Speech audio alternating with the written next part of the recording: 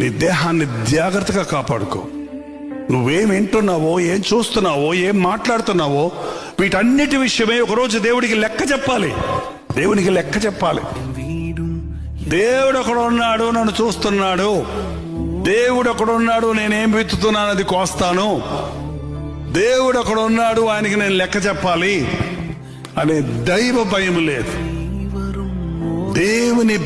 దేవుని భయం మనం కలిగి ఉండాలి. దేవుని భయం అంటే నన్ను దేవుడు ఎంత ప్రేమించాడు, నేను ఇది చేస్తే నా దేవుడు బాధపడతాడేమో అనే భయం. ఏం భయం? నా కోసం ప్రాణమిచ్చిన ప్రభువుని నేను దుఃఖపరిస్తే ఆయన బాధపడతాడేమో, ఆయన్ని బాధ పెట్టేవాడిని అవుతానేమోననే భయంతో మనం పాపం చేయకుండా ఉంటాం. ఆయన బాధపడతాడు, బాధ పెట్టకూడదన్న భయంతో మనం సాతానికి చోటు ఇవ్వకుండా ఉంటాం.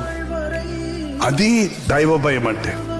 నా యేసయ్య నన్ను చూచి దుఃఖపడకూడదు, ఆయన్ని బాధ పెట్టేవాడిగా నేను ఉండకూడదు అనే భయం ఉన్నవాడు, నేను దేవునికి భయపడతానన్నవాడు ఈ లోకానికి భయపడ్డు, సాతానికి లొంగడు, పాపానికి చోటు ఇవ్వడు.